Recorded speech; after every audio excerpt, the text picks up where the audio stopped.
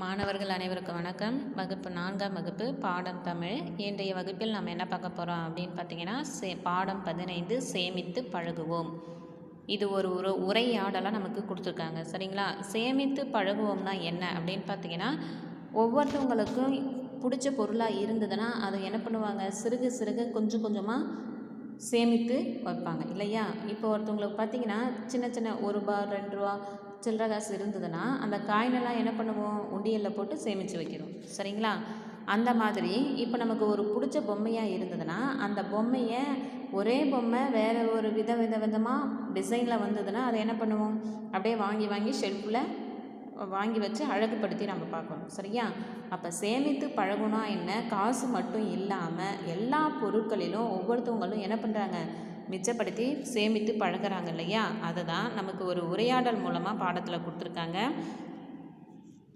அந்த காலத்துலலாம் பொருள் வச்சுருப்பாங்க தாத்தா பாட்டி, அதை அந்த காசு, அதாவது 5 பைசா 1 பைசா 2 பைசாலாம் வச்சுருப்பாங்க இல்லையா? அதை இன்றைக்கி வரைக்கும் கூட அதை என்ன பண்ணுவாங்க, பத்திரப்படுத்தி வச்சுருப்பாங்க. அவங்க பொருள் என்னென்ன பொருள்லாம் பயன்படுத்தினாங்களோ அந்த பொருளை கூட என்ன பண்ணுவாங்க, பத்திரப்படுத்தி வச்சுருப்பாங்க இல்லையா?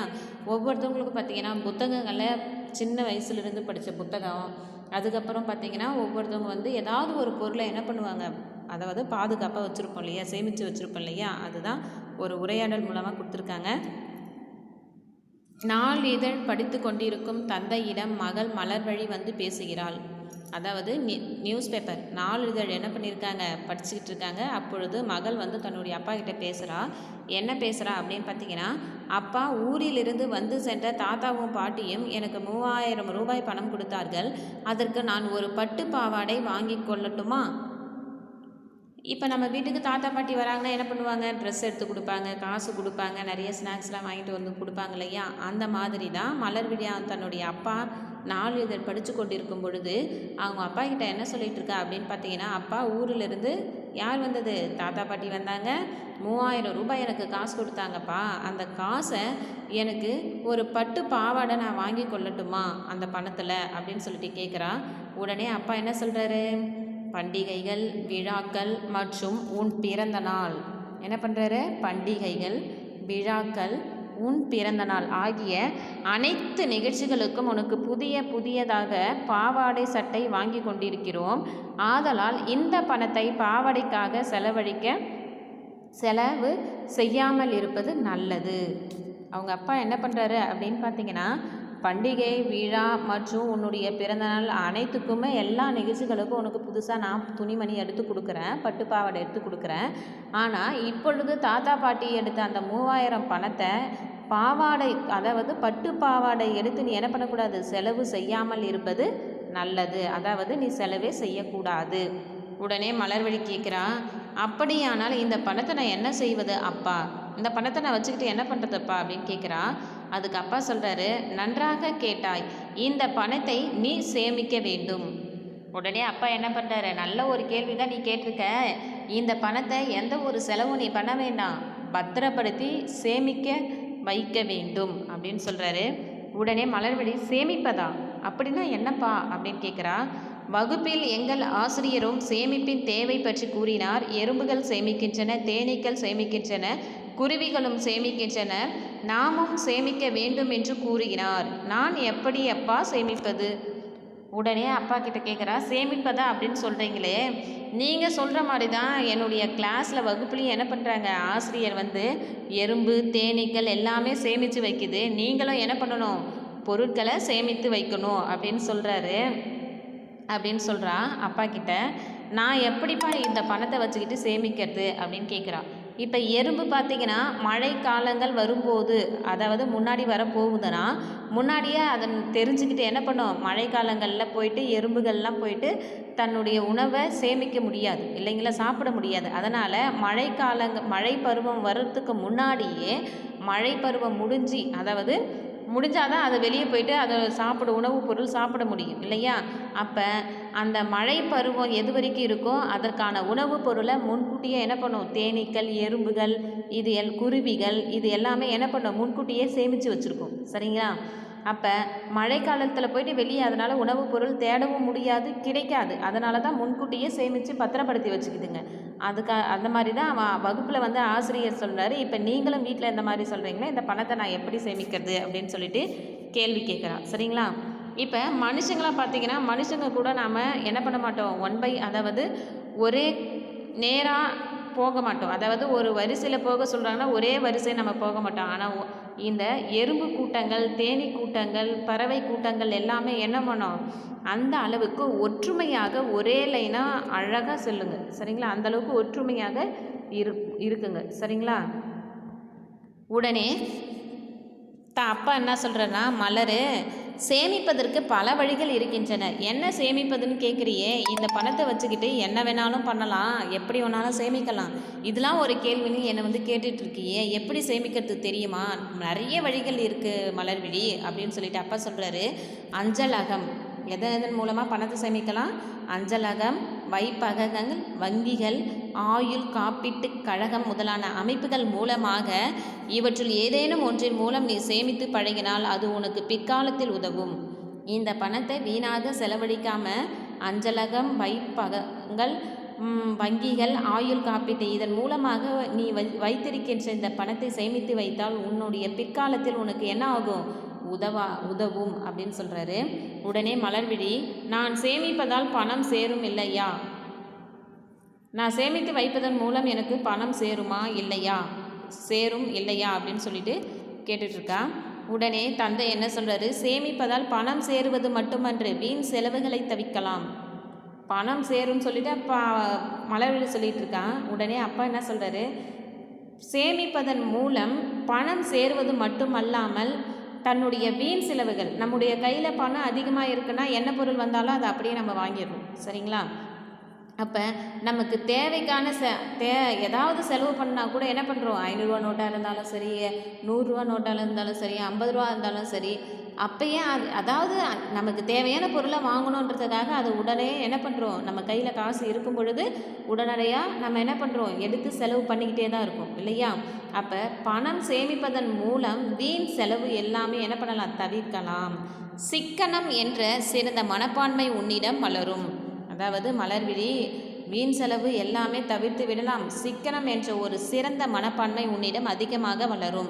பணம் செலவு செய்வதில் என்ன சொல்கிறது, பணம் செலவு செய்வதில் சிக்கனமாக இருப்பதோடு தண்ணீர் சிக்கனம், மின்சார சிக்கனம், என்ன சொல்கிறாரு, பணம் செலவு செய்வதில் சிக்கனமாக தான் இருக்கணும். அதோடு தண்ணீர் சிக்கனம், மின்சார சிக்கனம், எரிபொருள் சிக்கனம் போன்ற நல்ல பண்புகளும் உன்னிடம் வளர வேண்டும்.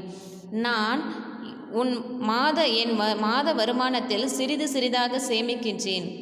என்னுடைய மாத வருமானத்தில் நான் என்ன பண்ணேன், கொஞ்சம் கொஞ்சமாக சேமித்து வைத்து அது என் அவசர தேவைகளுக்கு கை கொடுக்கிறது. எனவே நீயும் இன்றிலிருந்தே சேமித்து பழக வேண்டும். அது உன் பிற்கால தேவைகளுக்கு பயன்படும்.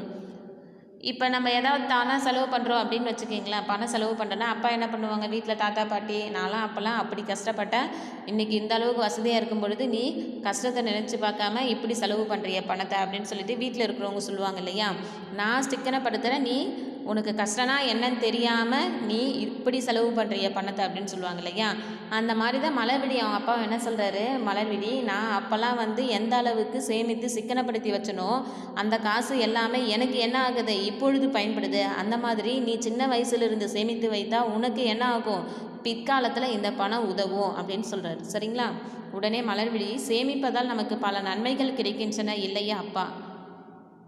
சேமிப்பதன் மூலம் என்ன ஆகுது, நமக்கு பல வகையான நன்மைகள் ஏற்படுது அப்பா. உடனே தந்தை சொல்கிறாரு, ஆம், நமக்கு மட்டுமன்று நாட்டுக்கு நன்மைக்காக உள்ளது மலர்விழி. நமக்கு மட்டும்தான் இது அதிகமாக, அதாவது ரொம்ப என்ன ஆகுது, நன்மைகள் ஏற்படுதுன்னு கிடையாது மலர்விழி.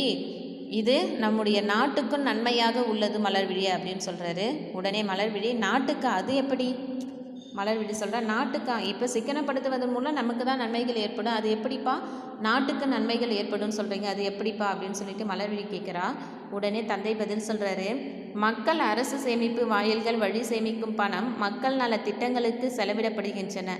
மருத்துவம், கல்வி, குடிநீர், சாலை வசதிகள் ஏற்படுத்துதல் முதலாக வளர்ச்சி திட்டங்களுக்கும் மாநில அரசும் நடுவண் அரசும் சேமிப்பும் பணத்தை பயன்படுத்தி கொள்கின்றன. உடனே என்ன பண்ணுறாரு, மக்கள் அரசு சேமிப்பு வாயில்கள் மூலம் வட்டி சேமிக்கும் பணம் எல்லாமே மக்கள் நல திட்டங்களுக்கு செலவிடப்படுகின்றன. கல்வி, குடிநீர், மருத்துவம், சாலை வசதி இது எல்லாமே வளர்ச்சி திட்டங்களுக்கு மாநில அரசு நடுவண் அரசு என்ன ஆகுது, பணத்தை சேமித்து பயன்படுத்தி கொள்கிறது. உடனே மலர்விழி கேட்குறா, அப்பா வீட்டுக்கு நாட்டுக்கு நன்மை தருகின்ற சேமிப்பின் தேவைகளையும் பயன்களையும் அறிந்து கொண்டேன். இன்றே எனக்கு சேமிப்பு கணக்கை தொடங்குங்கள். என் தோழியரையும் சேமிப்பில் ஈடுபட செய்வேன். உடனே தந்தை என்ன பண்ணுறாரு, ரொம்ப சந்தோஷத்தோடு மலர்விழி அப்படியே செய். இதெல்லாம் சொன்ன பிறகு மலர்விழி என்ன பண்ணுறா, அப்பா நீங்கள் இந்த அளவுக்கு நமக்கு சேமிப்பதன் மூலம் நன்மை தருவது மட்டும் இல்லாமல் நம்முடைய வீட்டுக்கும் நாட்டுக்கும் நன்மை தருகின்றது. நல்ல பயன்களையும் அறிந்து கொண்டேன். அதனால் இன்றைக்கே எனக்கு என்ன பண்ணுங்க, சேமிப்பு கணக்கை தொடங்குங்கள். நான் சேமிப்பது மட்டும் இல்லாமல் என்னுடைய தோழியரையும் இந்த சேமிப்பில் ஈடுபட செய்கிறேன் என்று அப்பா கிட்ட சொல்லிட்டு இருக்கா. உடனே அப்பா என்ன பண்ணுறாரு, சந்தோஷமம்மா, இந்த அளவுக்கு நான் சொன்னதை நீ புரிஞ்சுக்கிட்டு இந்த அளவுக்கு சிக்கனப்படுத்தி இருக்கியே, அதாவது சேமித்து வைக்கிறையே, நன்றி அப்படின்னு சொல்லிட்டு என்ன பண்ணுறாரு, தன்னுடைய பொண்ணு திருந்தி இந்த அளவுக்கு புரிஞ்சுக்கிட்டு இப்படிப்பட்ட ஒரு செயல்களை செய்துன்னு சொல்லிட்டு ரொம்ப சந்தோஷப்படுறார். அப்போ இப்படிப்பட்ட ஒரு வேலையை நீ என்ன பண்ண, அதிக நாளைக்கு கொண்டு போக தேவையில்லை, இன்றைக்கி அப்படியே நீ என்ன பண்ண செய் அப்படின்னு சொல்லிட்டு மலர்விழியை பார்த்து அப்பா என்ன பண்ணுறாரு சொல்லிகிட்டு இருக்காரு. சரிங்களா, இந்த பாடத்திலிருந்து என்ன தெரியுது அப்படின்னு பார்த்தீங்கன்னா, நம்ம வீட்டில் இருக்கும் பெரியவர்களும் என்ன கருத்துக்கள் கூறினாலும் சரி, எது சொன்னாலும் சரி, அனைத்துமே நம்ம என்ன பண்ணணும் அப்படின்னு பார்த்தீங்கன்னா புரிஞ்சுக்கிட்டு அதை அப்படியே செஞ்சனா அது நமக்கு நன்மைகள் தான் ஏற்படுமே தவிர தீமைகள் எதுவுமே உண்டாகாது. அந்த மாதிரி தான் இங்கே இந்த பாடத்தின் மூலமாக மலர்விழியினுடைய தந்தை என்ன சொன்னாங்களோ அதை என்ன பண்ணுறா, அவ புரிஞ்சுக்கிட்டு அந்த வேலையை செய்வதன் மூலம் நாட்டுக்கும் அவளுக்கும் நன்மைகள் ஏற்படுது அப்படின்னு சொல்கிறாங்க. சரிங்களா, அதுக்கப்புறம் பார்த்திங்கன்னா பாடத்தில் பொருள் கூறுக. நாளிதழ், செய்தித்தாள், வீண் செலவு, தேவையற்ற செலவினம், சிக்கனம், குறைவாக செலவு செய்தல், இப்படி 1 மார்க்கு பிரித்தெழுதுக சேர்த்தெழுதுக நாங்கள் கேட்போம். சரிங்களா, இப்போ பார்த்தீங்கன்னா பிரித்தெழுதுக சேர்த்தெழுதுகன்னா எப்படி கேட்பாங்க, இப்போ சிக்கனம் அப்படின்னு கேட்டாங்கன்னா புதிதாக அப்படின்னு கேட்குறாங்க, புதிது கூட்டல் புதிதாகன்னு கேட்குறாங்க. இதுதான் பிரித்தெழுதுக சேர்த்து. ஆனால் நமக்கு பாடப்பகுதியில் கொடுக்கல. சரிங்களா, அப்புறம் கொஸ்டின் ஆன்சர் கொடுத்துருக்காங்க இல்லையா, இந்த கொஸ்டின் ஆன்சரு. அதுக்கப்புறம் பார்த்திங்கன்னா வகர லகர சொற்களினுடைய வேறுபாடுகள் அறிதல், இதெல்லாம் படிச்சுக்கிங்க. அதுக்கப்புறம் லகர ழகர வேறுபாடு சரியான சொல்லால் நிரப்பி எழுதுக, இதெல்லாம் கொடுத்துருக்காங்க இல்லையா. இது அனைத்தையும் நீங்கள் என்ன பண்ணுங்கன்னா 1 மார்க்லாம் படிச்சுக்கிங்க. 2 மார்க்லாம் படித்து பார்க்காம எழுதி பாருங்கள். 2 மார்க் கொஸ்டின் ஆன்சரில் உங்களுக்கு புத்தகத்திலேயே நான் என்ன பண்ணியிருக்கேன், ப்ராக்கெட் போட்டு குறித்து கொடுத்துருக்கேன். ஃபஸ்ட்டு கொஸ்டின் 2வது கொஸ்டின் குறித்து கொடுத்துருக்கேன் இல்லையா, படிச்சுக்குங்க. சரிங்களா, நன்றிப்பா.